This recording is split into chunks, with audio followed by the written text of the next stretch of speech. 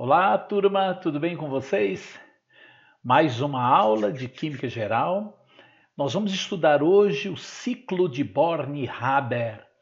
Ou seja, gente, os compostos iônicos, aqueles formados por ligações iônicas, né? Ou seja, um metal e um não metal, na formação desse composto iônico, que são sólidos, há a formação do retículo, ou seja, do sistema cristalino que o sólido forma depois de reagido. Ok? Esse tipo de retículo cristalino formado através da reação química envolve vários tipos de energias, não é verdade? Toda reação química, né, de formação é sempre a partir da substância mais estável, ou seja, da forma mais estável, da variedade alotrópica mais estável, ou seja, os metais. Qual que é a forma mais estável dos metais que a gente encontra na natureza? São sólidos. E dos não metais, uma parte toda gasosa, uma parte líquida e muitas poucas coisas sólidas, como enxofre, fósforo e carbono, ok? O ciclo de Born-Haber, na realidade, é um cálculo de energias, de ΔH. E esses ΔH é de cada transformação, ok? Vamos lá. Continuando. Então, o que é o ciclo? Vamos definir o ciclo de Born-Haber. Ele é uma das aplicações da lei de Hess. A lei de Hess, como a gente sabe, não é verdade? É o estudo, né, do cálculo da entalpia de um ponto para o outro. Não importa o caminho que ele percorra, que a reação percorra. É sempre importante o estado final e o estado inicial. Agora, no ciclo de Born-Haber, nós utilizamos essa variação de entalpia, né, pessoal?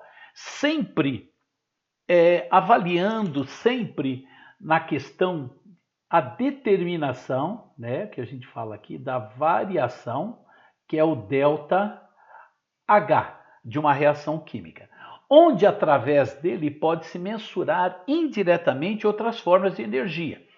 Por energia ΔH de formação, que nós estudamos, né? ΔH reticular, ou seja, a energia de formação do retículo cristalino, né? Que a gente chama de ΔHR. Está envolvido também o ΔH de vaporização, porque nós podemos ter substâncias líquidas que precisam passar para o estado gasoso. Lembre-se, todo o ciclo de Born-Haber, a reação química lá na parte final dela, para formar o sólido cristalino, as espécies envolvidas nessa reação química, elas têm que estar na fase gasosa. Então, nós temos que vaporizar, talvez nós temos que sublimar, né, que é a energia de quê? De sublimação, que é a passagem, se nós queremos estado gasoso, é a sublimação de sólido para gás. A de dissociação, por exemplo, eu preciso ter átomos.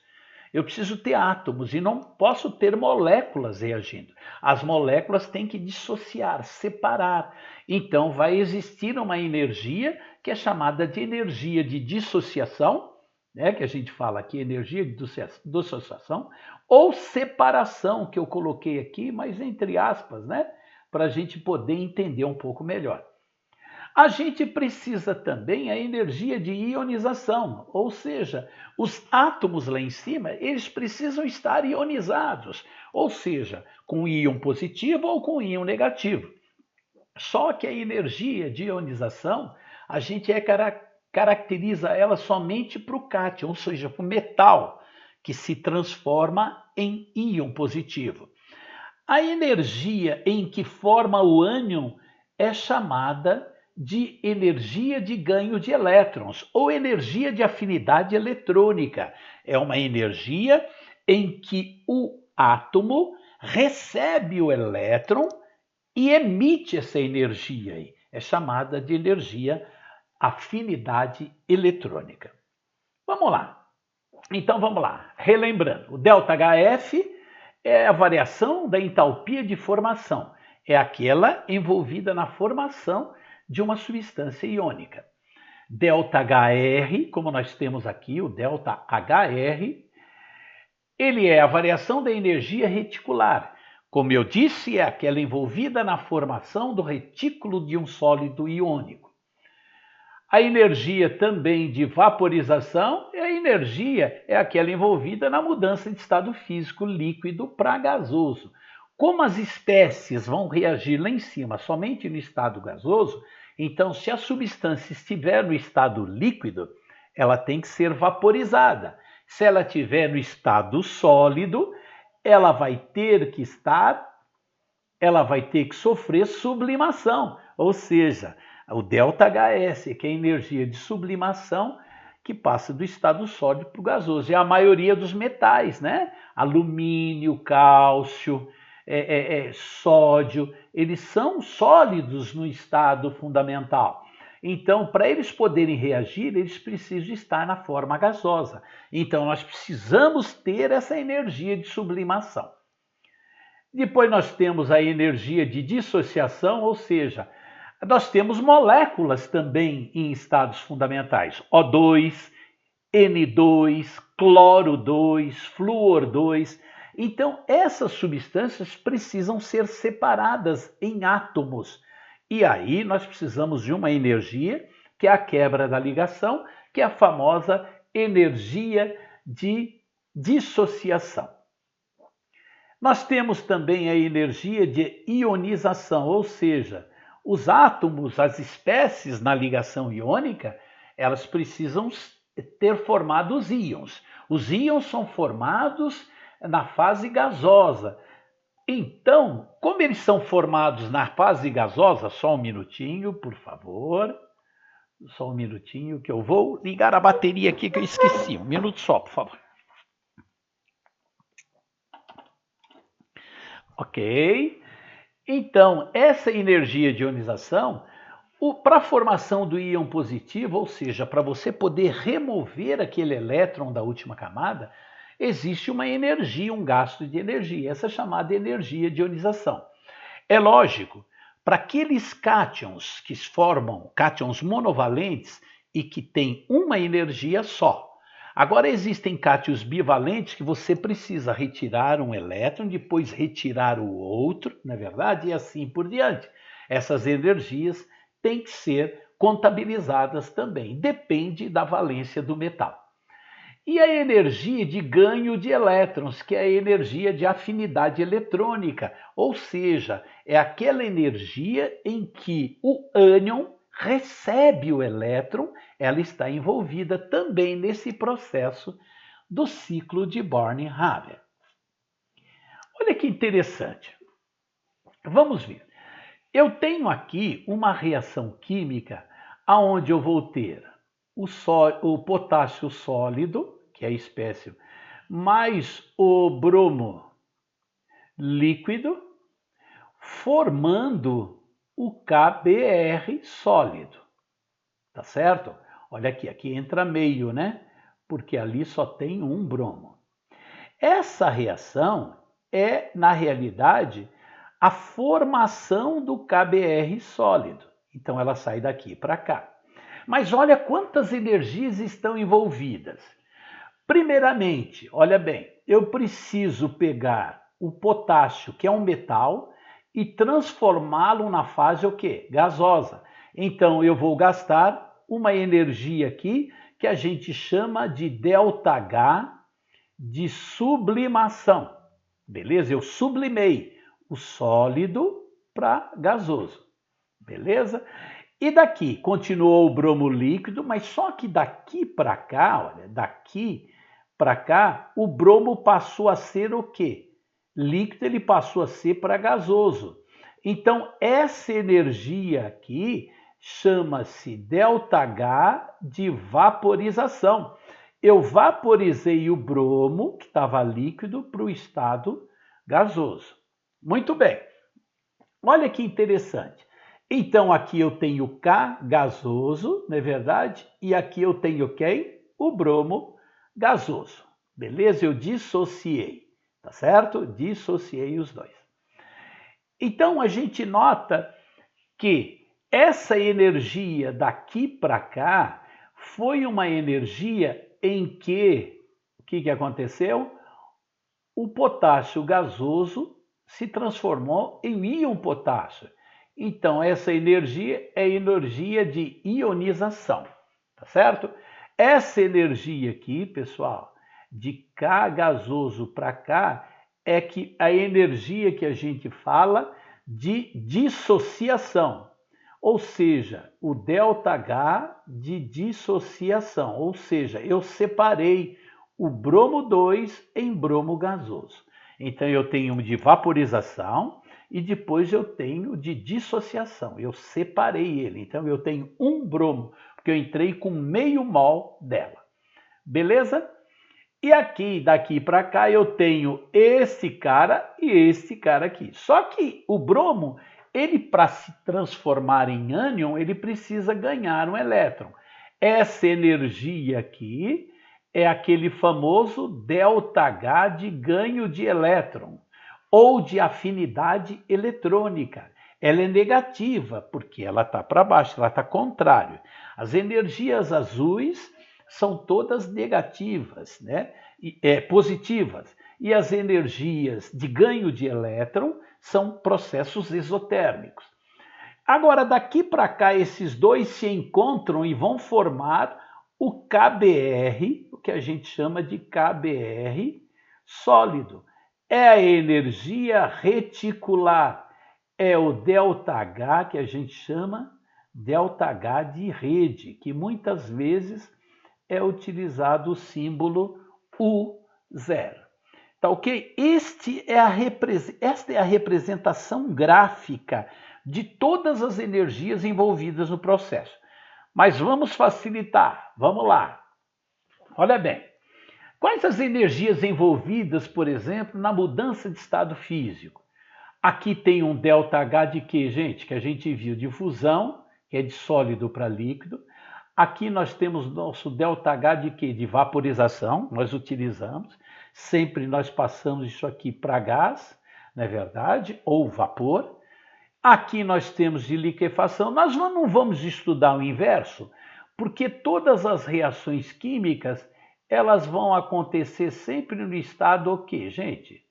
Gasoso, onde as espécies estão mais, que tem maior quantidade de energia, não é verdade? E vão ter aquele contato efetivo, né, de um átomo com o outro. Olha, vamos dar um exemplo. A energia de formação do CaCl2. Olha o que foi dado para vocês aqui. Foi dada sublimação, essa energia de sublimação, logicamente, essa energia de sublimação é de quem? É a energia em que o cálcio sólido se transforma em cálcio o quê? Gasoso. É esta energia aqui que é denominada energia de sublimação. E essa primeira energia de ionização? É que aquele cálcio gasoso ele vai se transformar em cálcio mais, ou seja, eu vou retirar um elétron. Por isso que ela é a primeira energia de ionização.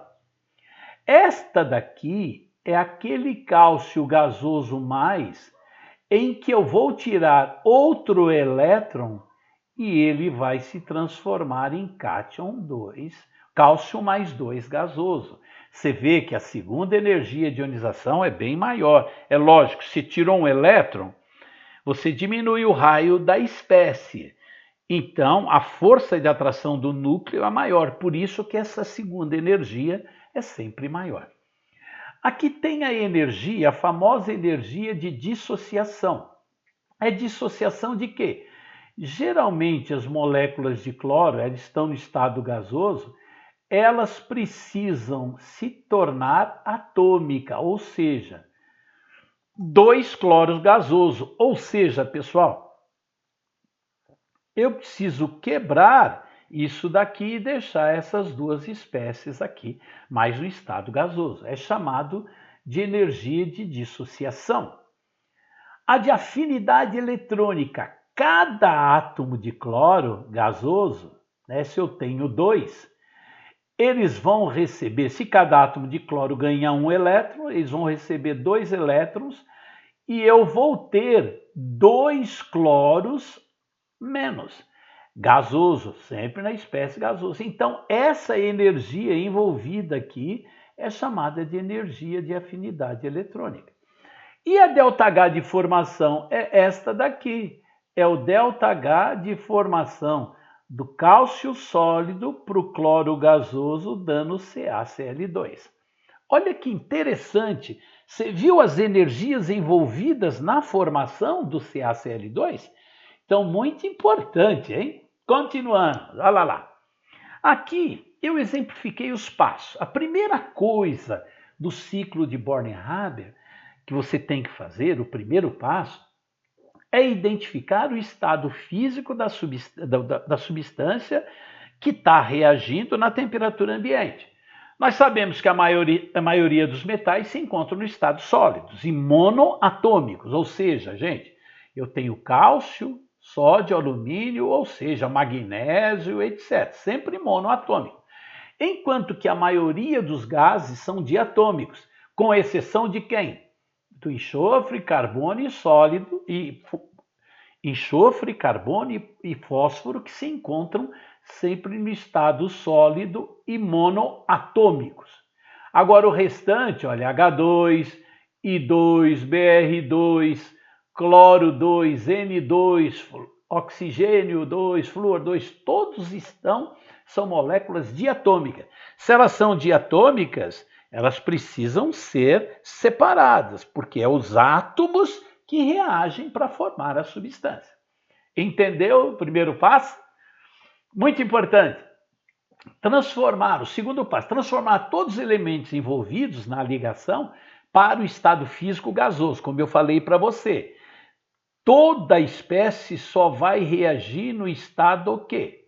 Gasoso. Então, todos têm que estar no estado gasoso. E você tem que quantificar todas essas energias. Cuidado, pois os valores das energias estão em kJ por mol. É lógico, se eu tiver uma reação, olha bem, K mais meio de Cl2. Tá vendo? Aqui eu vou precisar separar o Cl2.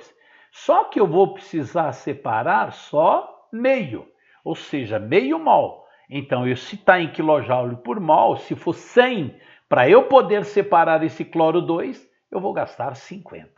Ok? Olha aí, o exemplo CaCl precisa de um cálcio e 2 cloros. Portanto, o cloro existe na natureza como cloro 2. Eu precisarei apenas de um Cl, de um Cl.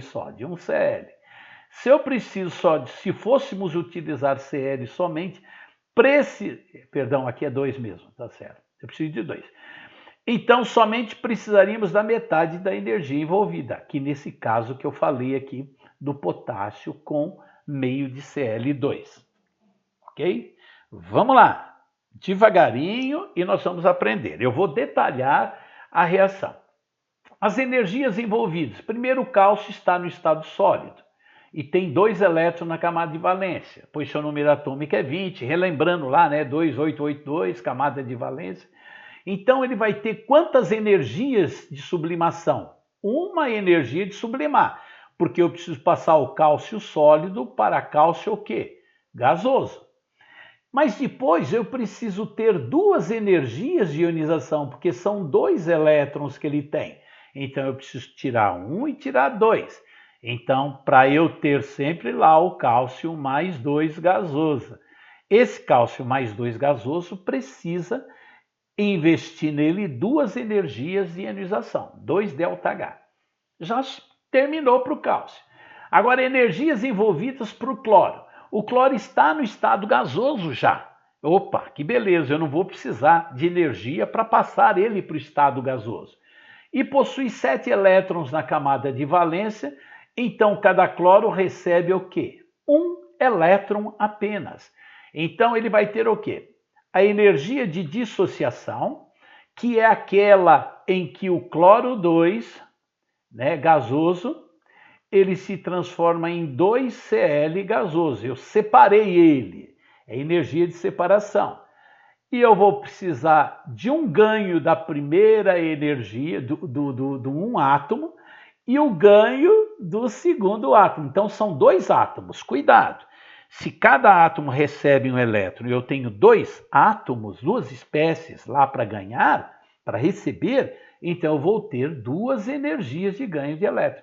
Então, para calcular a energia de formação, eu tenho a sublimação do cálcio, a primeira energia de ionização do cálcio, a segunda energia de ionização do cálcio, a energia de dissociação do cloro, a energia de ganho do elétron de um átomo de cloro, mais a energia de ganho de elétron do segundo átomo de cloro. E aqui, depois que eles estiverem todos os estados gasosos e na forma iônica, eles vão se atrair através da ligação iônica, né? Aquela atração eletrostática, e vão formar o retículo cristalino, que tem uma energia aí. Essa energia é chamada ΔH de rede. Então, olha, pessoal, é aqui, através dessa equação, para esse caso aqui, que a gente calcula a energia de rede do CaCl2, de formação do cloreto de cálcio. Ok?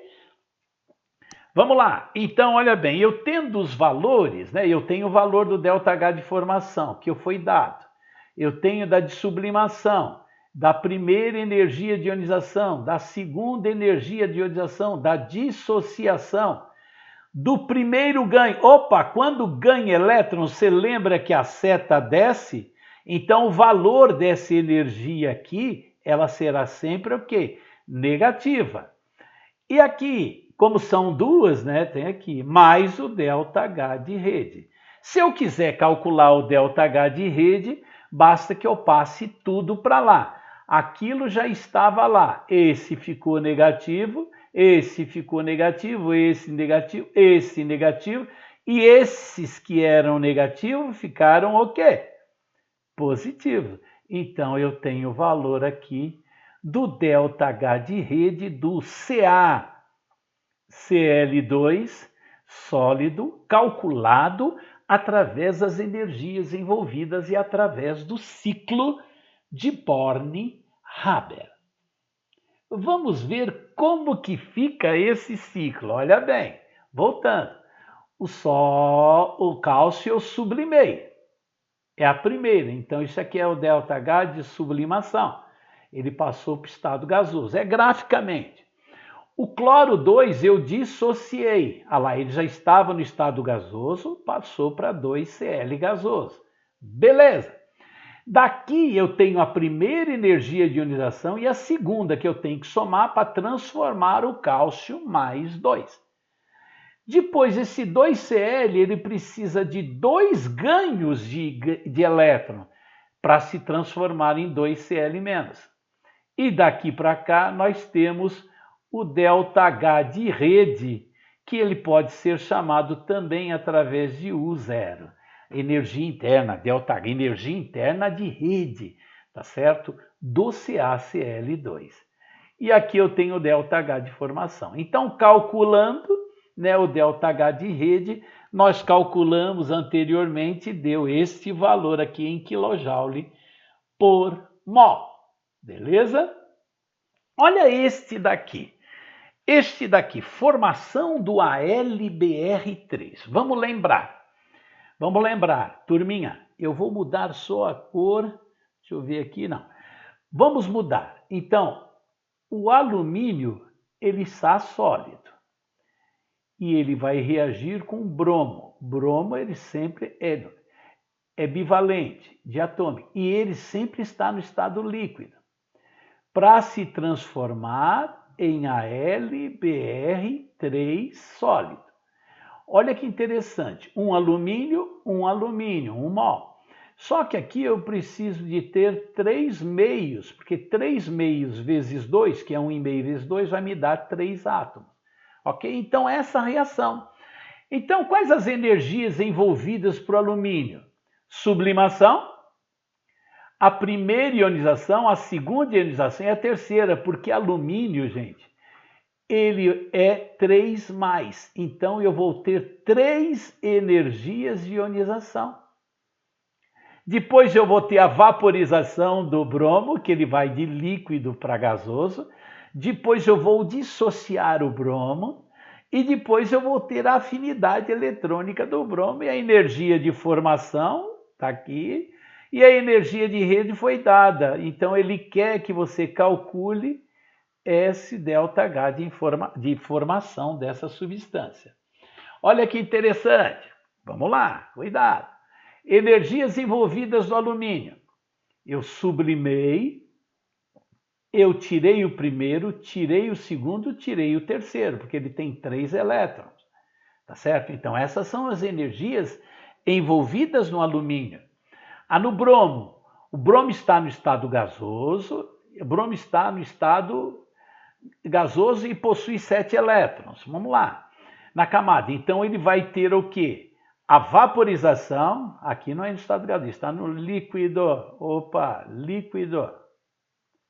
Estado líquido. Então ele vai vaporizar para ficar para o gasoso, ele vai dissociar e ele vai ganhar 3 bromos, cada um vai ganhar o seu elétron. Então, ele vai ter 3 energias de ganho elétrico, porque eu vou ter 3 bromos, não é? Se eu tenho esses 3 bromos aqui, esses 3 bromos gasosos, depois de transformar, é que vão receber os elétrons, vão formar em 3Br-. Então, o ΔH de formação está descrito aqui, beleza? É só calcular, colocar aqueles valores, não é verdade? Então, vamos lá. O que seria isso aqui? Sublimação do alumínio. Primeira energia de ionização, segunda energia, terceira energia de sublimação do alumínio. Então, isso aqui é ΔH de sublimação, esse é ΔH de ionização, a primeira, né? Esse é o ΔH da segunda ionização, esse é o ΔH da terceira ionização. Depois eu tenho o quê?